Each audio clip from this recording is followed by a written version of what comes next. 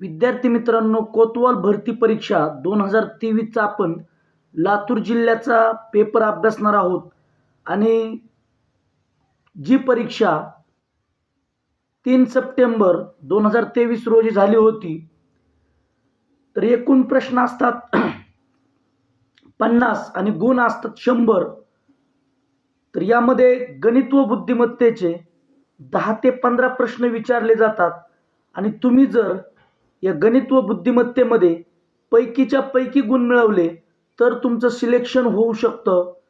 आणि त्यामुळं हा व्हिडिओ आहे तो शेवटपर्यंत पहा आणि चॅनलला जर सबस्क्राईब केलं नसेल तर सबस्क्राईब करा. तर आपण कशा प्रकारचे प्रश्न कोतवाल परीक्षेला विचारले जातात ते आपण पाहूयात.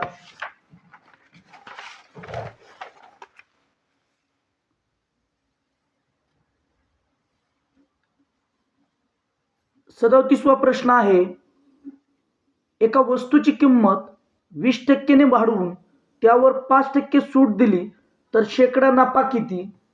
या ठिकाणी वस्तूची किंमत दिलेली नाहीये, तर आपण वस्तूची किंमत 100 घेतली. ही झाली वस्तूची मूळ किंमत. या 100 मध्ये 20% ने वाढ झाली म्हणजे 100 अधिक 20, 100 अधिक 20 बरोबर 120 आणि या वाढवलेल्या किमतीवरती 5% सूट दिलेली आहे म्हणजे 120च्या 5% काढायचे. 5 × 5. प्रथमतः आपण हा शून्य आणि हा शून्य कट करूयात. 5 × 5, 5 दुने 10, बे 1 बे, बेसखी 12 म्हणजे 120 वरती 6 सूट दिली म्हणजे ती वस्तू विकली गेली असेल. 120 वजा 6 114. वस्तूची मूळ किंमत होती 100, 20% वाढवल्यानंतर किंमत झाली 120 आणि 5% सूट दिल्यानंतर वस्तूची किंमत झाली 114. म्हणजे 100ला 114 म्हणजे शेकडा नफा झाला. 14% हा आपला शेकडा नफा होईल. ऑप्शन सी 14% आपलं उत्तर बरोबर असेल. 38वा प्रश्न पहा, 1200 रुपये मुद्दलाची सरळ व्याजाने 5 वर्षात दाम 4 पट होण्यासाठी व्याजाचा दर किती असावा? या ठिकाणी मुद्दल दिलेले आहे. काय काय दिलंय ते पहा. मुद्दल दिलेले आहे. मुद्दल बरोबर 1200.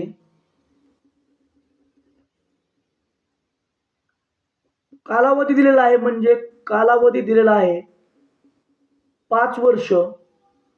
आता दाम चौपट म्हणजे मुद्दल जर चौपट होण्यासाठी म्हणजे रास दिलेली आहे 1200च्या चौपट 12 चोक 48 आणि आपल्याला काढायचा आहे व्याजाचा दर काढायचा आहे आपल्याला. मुद्दल आहे 1200, रास आहे 4800, सरळ व्याज असेल सरळ व्याज बरोबर रास वजा मुद्दल. रास आहे 4800 वजा मुद्दल 1200, सरळ व्याज आलं 3600. आता आपल्याला सूत्र माहिती असलं पाहिजे. सरळ व्याज म्हणजे व्याज बरोबर मुद्दल गुणुले दर गुणुले कालावधी छेद 100. किमती ठेवून घ्या. व्याज दिलेलं आहे 3600 बरोबर मुद्दल आहे 1200 गुणुले दर काढायचा आहे. व्याजाचा दर आपल्याला काढायचा आहे. कालावधी दिलेला आहे 5 वर्ष छेद 100. हे 2 शून्य आणि हे 2 शून्य कट होतील. आता पहा दर काढायचा आहे आपल्याला, तर दर बरोबर चिन्हाच्या एका बाजूला ठेवूया. दर बरोबर 3600 हे 12 गुणुले 5 छेदाला जाईल. 12 गुणुले 5 12 एक 12 12 त्रिक 36 आणि 2 शून्य आहे असे. 5 एक 5 5 सख 30 आणि हा शून्य आहे असा. म्हणजे एकूण दर आला 60%. Option D is correct. 60% आपला दर असेल.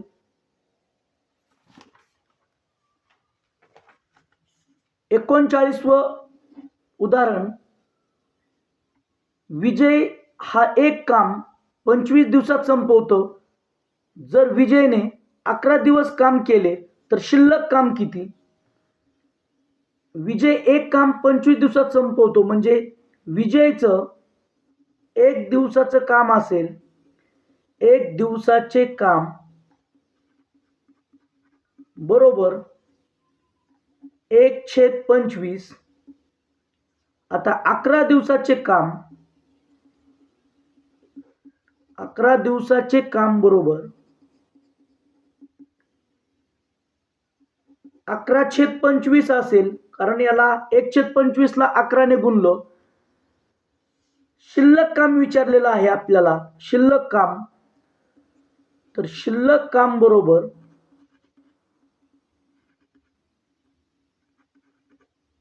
शिल्लक काम काढताना या छेदातून हा अंश वजा करा.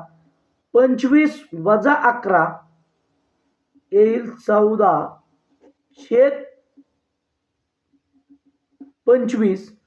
शिल्लक राहिलेलं काम असेल 14/25. Option D is correct.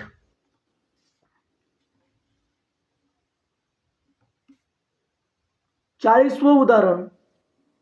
300 metre लांबीची आगगाडी ताशी 54 किलोमीटर वेगाने जाते, तर ती गाडी एका खांबास किती वेळात ओलांडेल?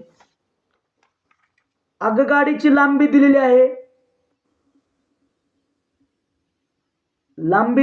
आगगाडीची 300 मीटर. वेग दिलेला आहे 54 किलोमीटर प्रति तास.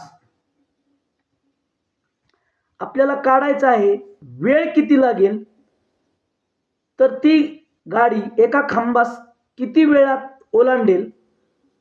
म्हणजे आपल्याला वेळ शोधायचा आहे. सूत्र माहिती पाहिजेत. वेळ बरोबर अंतर छेद वेग. अंतर दिलेलं आहे 300 मीटर. आगगाडीची लांबी हेच अंतर होतं 300 छेद वेग दिलेला आहे 54 किलोमीटर प्रति तास.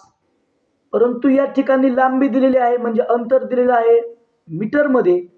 म्हणून आपल्याला 54 किलोमीटर प्रति तासाचं रूपांतर मीटर पर सेकंद मध्ये करून घ्यावं लागतं.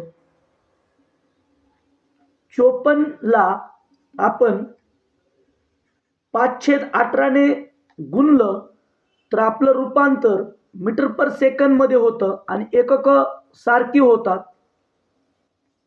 आता 18 एक 18 18 त्रिक 54.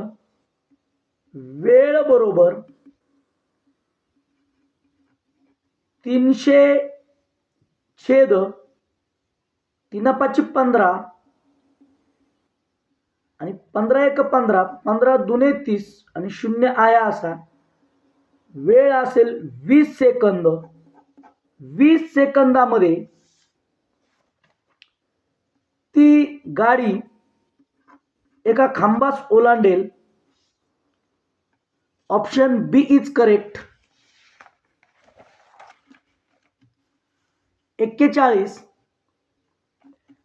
2014 साली प्रजासत्ताक दिन रविवारी होता, तर 2013 साली बाल दिन आहे. या ठिकाणी बाल दिन कोणत्या साली असेल? आपल्याला काय दिले? प्रजासत्ताक दिन असतो 26 जानेवारीला.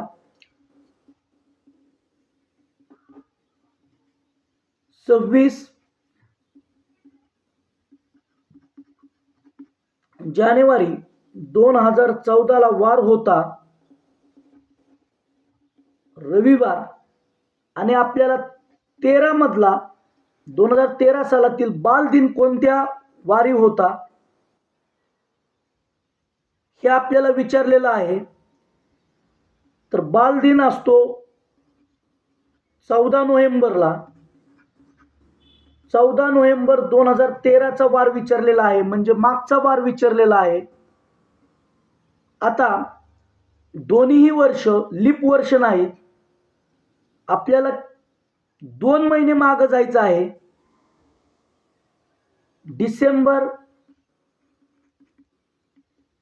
डिसेंबर इन 2013 आणि नोव्हेंबर 2013. 26 जानेवारी मधून 26 जानेवारीचे झाले 26 दिवस, डिसेंबरचे झाले 31 दिवस. डिसेंबरमध्ये 31 दिवस असतात. आणि नोव्हेंबरचे झाले 16. या सर्वांची बेरीज करा. 6 1 7, 7 7 13, हातचे 1, 1 1 2 आणि 3 5, 5 2 7. 73 ला 7 ने भाग द्या. 73 भागिले 7, 7 1 7, 7 10 70 आणि बाकी उरली 3. म्हणजे बाकी खूप महत्वाचे असते. दिवस काढताना 3 दिवस मागे जावा. रविवारच्या मागे येईल शनिवार, 1 दिवस मागे गेलो. शुक्रवार 2 दिवस मागे गेलो आणि गुरुवार म्हणजे 14 नोव्हेंबर 2013 ला वार असेल गुरुवार. पर्याय क्रमांक सी बरोबर.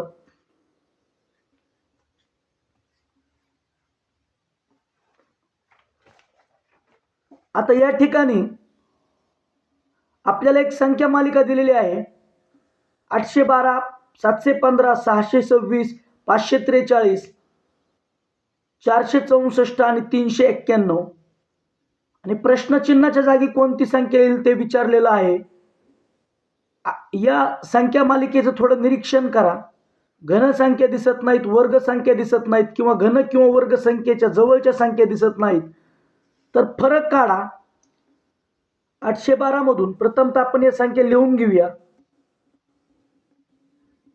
812, 715, 626, 543, 464 आणि 391. प्रश्नचिन्हाच्या जागी कोणती संख्या येईल ते विचारलेलं आहे. या दोन संख्यांमध्ये फरक आहे. 812 तून 715 गेले इन 97. 715 मधून 626 गेले 89. या ठिकाणी फरक आहे 83. या ठिकाणी आहे 79. या ठिकाणी आहे 73. खालच्या संख्या लक्षात घ्या. 97, 89, 83, 79 आणि 73 या मूळ संख्या आहेत. आता 73च्या पूर्वी येणारी मूळ संख्या म्हणजे 71. हे 391 मधून 71 वजा करा. 0, 2 आणि 3. आपलं उत्तर असणार आहे 320. 320 हे आपलं उत्तर योग्य असणार आहे. B is correct. Option B is correct असणार आहे. 43वा प्रश्न पहा. विसंगत संख्या ओळखा. 0.36, 0.009, 0.4081 आणि 0.304. 36 पूर्ण वर्ग संख्या आहे, 9 पूर्ण वर्ग संख्या आहे, 81 पूर्ण वर्ग संख्या आहे आणि 4 पूर्ण वर्ग संख्या आहे. 36 6चा वर्ग, 9 3चा वर्ग, 81 9चा वर्ग आणि 4 2चा वर्ग. पॉइंट नंतर ना या ठिकाणी अंक आहेत 2, इथं आहेत 3, इथं आहेत 6, इथं आहेत पॉइंट नंतर न 4. पॉइंट नंतर न जर समप्रमाणात किंवा समसंख्येत जर अंक असतील तरच ती वर्ग संख्या बनते, अन्यथा ती पूर्ण वर्ग संख्या बनत नाही. पॉइंट नंतर नाही तर समप्रमाणात आहेत किंवा समसंख्येत आहेत 2, इथं आहेत 6 आणि इथं आहेत 4. या ठिकाणी नाहीत, इथं पॉइंट नंतर विषम अंक आलेले आहेत, त्यामुळे ही पूर्ण वर्ग संख्या नाही. पूर्ण वर्ग संख्या नाही, म्हणून हा विसंगत पर्याय आहे. Option B is correct. 44. एका दुकानदाराने मोबाईलच्या छापील किमतीवर 8% सूट दिली. जर मोबाईलची विक्री किंमत 18,400 रुपये असेल तर छापील किंमत किती? छापील किंमत दिली.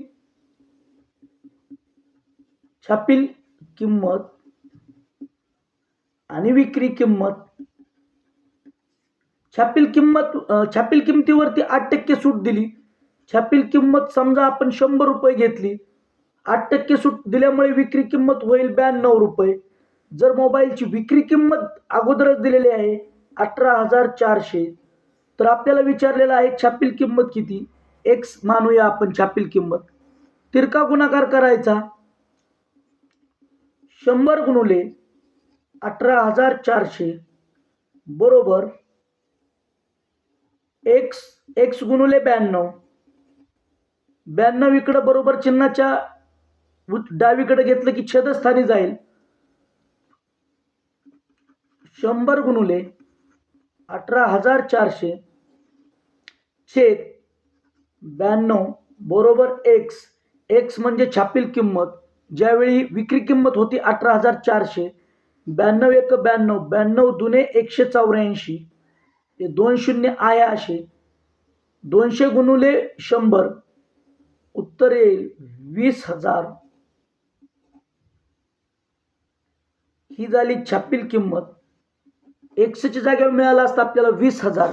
ऑप्शन आहे, ऑप्शन ए इज करेक्ट. 20,000 हे योग्य उत्तर आहे. 45वा प्रश्न आहे. 3 संख्यांचे गुणोत्तर 5, 7, 3 व प्रत्येक संख्येत 8 मिळवल्यानंतर या संख्येची बेरीज 99 होते, तर सर्वात लहान संख्या कोणती? आता हे गुणोत्तर आपल्याला यांची समानुपट एक्स मानावी लागते. तर या 3 संख्या कोणत्या होतील? 5x पहिली संख्या, दुसरी संख्या होईल 7x, तिसरी संख्या होईल 3x.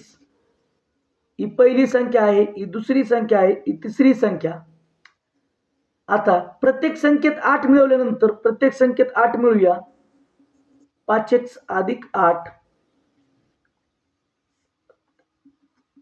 7x अधिक 8 आणि 3x अधिक 8.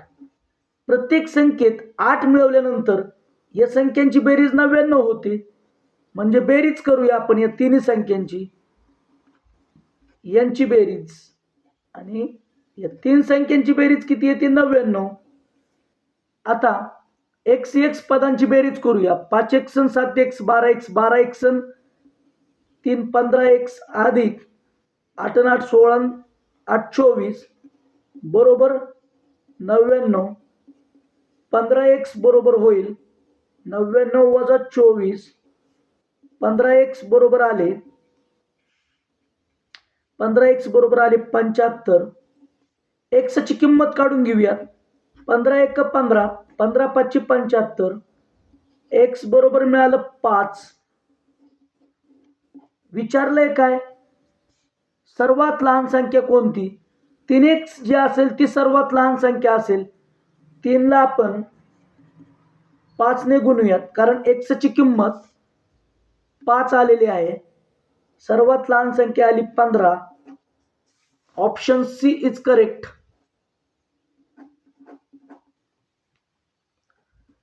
आणि शेवटचं उदाहरण, या एकूण 10 प्रश्न विचारले होते.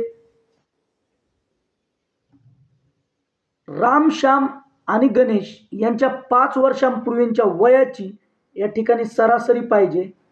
सरासरी होती 16 वर्ष. 5 वर्षापूर्वीच्या वयाची सरासरी 16 होती. तर 5 वर्षानंतर त्यांच्या वयाची सरासरी किती असेल? आता राम, श्याम आणि गणेश यांचं 5 वर्षापूर्वीचं वय किती असेल? मग एकूण सरासरी 16 वर्ष होती. राम अधिक श्याम अधिक गणेश यांचं 5 वर्षापूर्वीच्या वयाची बेरीज असेल 16 त्रिक 48. 48 वर्ष असेल 5 वर्षांपूर्वीचं वय.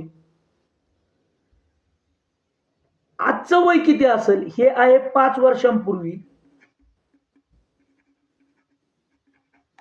प्रत्येकाच्या वयात 5 वर्ष अधिक होईल म्हणजे 5 त्रिक 15. आजचं वय असेल, आजचं वय 48 अधिक 5 गुणिले 3